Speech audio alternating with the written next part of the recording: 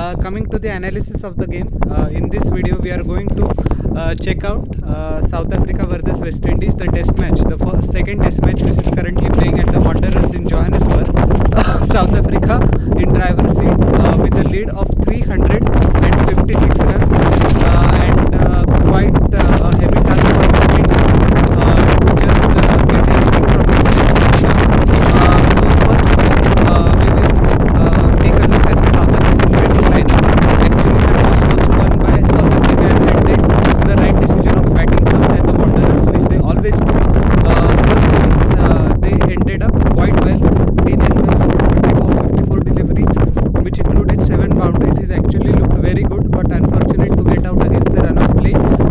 He was bowled by Gudakesh Motie, who was the standout bowler for West Indies in this innings, taking 3 wickets.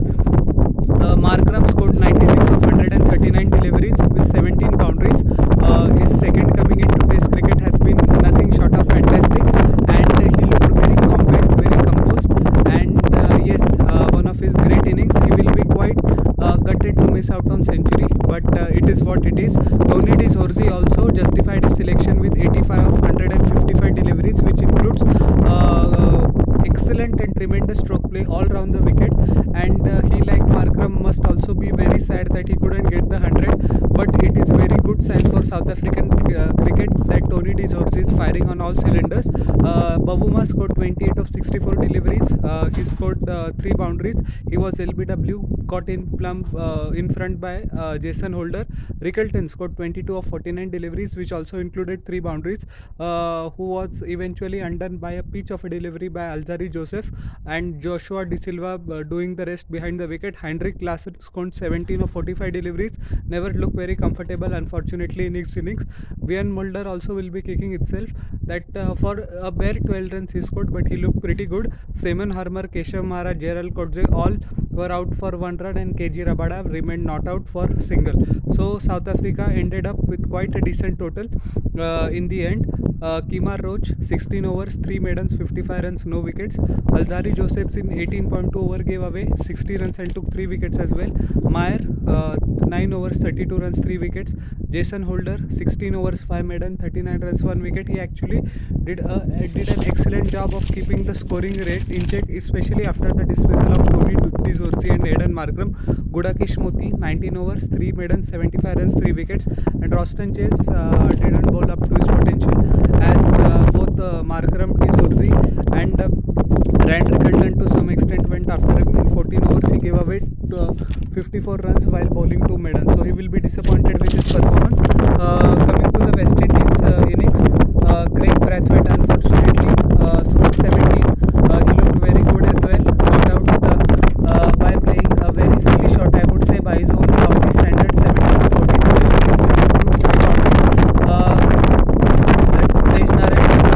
unfortunately couldn't replicate his heroics in Australia. Raymond Refer scored 15 of 34 deliveries, which included 3 boundaries. Jermaine Blackwood also couldn't trouble the scorers much.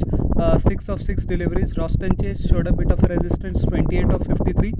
And Kylie Mayers also scored 29, which was quite uncharacteristic, but that was the need of the hour, which shows that he can adapt to any situation. So that are good signs for West Indies cricket, although he will be kicking himself that after getting 29 runs and getting set at the crease, he couldn't eventually carry out for a big one. Joshua De Silva scored 26 of 63 deliveries. Jason Holder, the lone fighting ranger for West Indies in the first innings of this game, 81 of 117 deliveries, which includes 8 boundaries and 4 massive sixes. He was not out. Alzarri Joseph, he ran out of partners actually, and he tried to accelerate a bit as well, but to no avail. Alzarri Joseph scored 4 of 7 deliveries. Kemar Roach also showed quite a bit of resistance, including a 6 and a 4. 13 of 27 deliveries. He was eventually undone by Gerald Kotze, and Gudakesh Motie also chipped in with 17 runs of 46 deliveries. Simon Harmer eventually undone him with a tremendous catch by Temba Bavuma in the deep.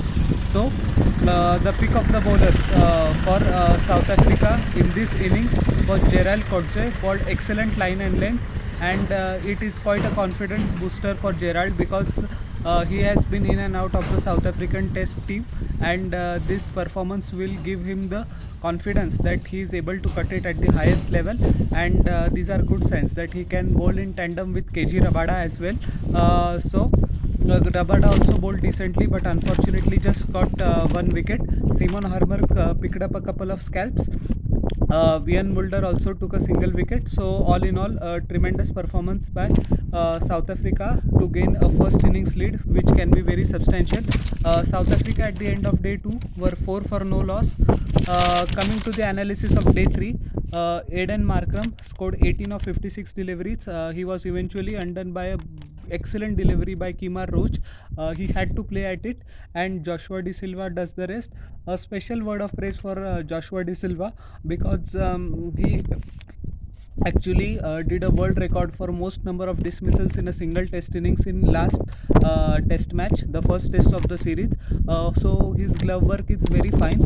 He doesn't look very hassled, especially by the pace of Kemar Roach and Gudakesh Muthi as well, genuine fast bowlers with 145 clicks.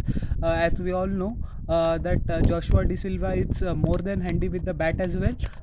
So actually these are good signs for West Indies cricket, and he should be groomed properly, given enough opportunities.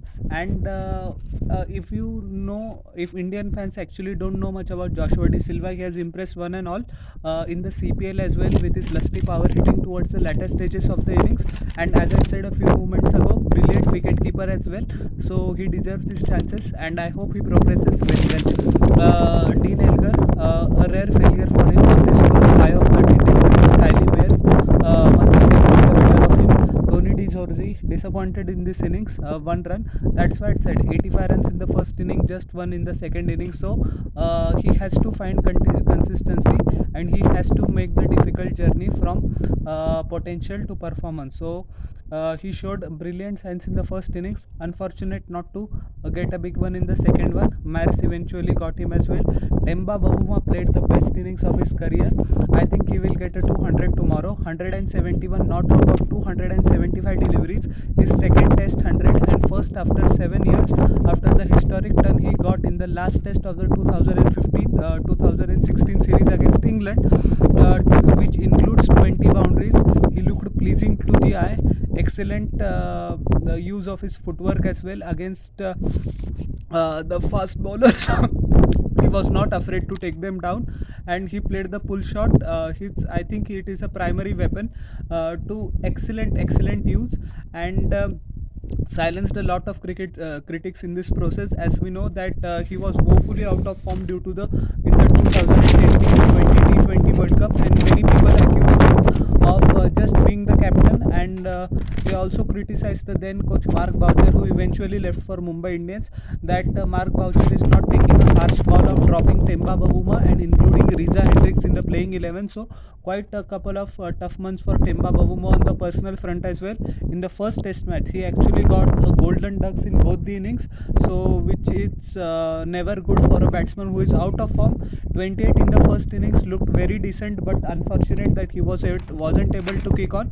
But this innings he has more than made up for all his failures, and hopefully this is the start of something big for Temba Bavuma, as we know that now he has been given the test captaincy, and the white ball captaincy has been given to Aiden Markram. So a bit of clarity with the new coach, that is the test match coach Conrad Shukri, has also helped Temba Bavuma to just adjust his game, made minor tactical adjustment as well. His footwork was very precise.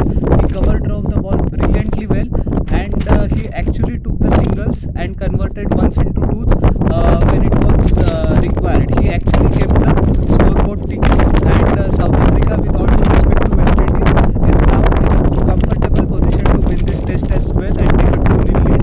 Vian Mulder scored 42 of 71 deliveries. Once again, he will be kicking himself that he couldn't get to 50 runs. Alzari Joseph eventually got his wicket. Joseph also took the wicket of Heinrich Larsson, who scored 14 of 38 deliveries. A very underwhelming performance by the bat in this test match by Heinrich Larsson. Simon Harmer scored 19 of 59 deliveries. He was in LBW by Jason Holder. Actually, a couple of good shots by Harmer in that innings. And Keshav Maharaj is not out on 3. 4 extras are given by the West Indies bowlers in this innings. Kemar Roach actually got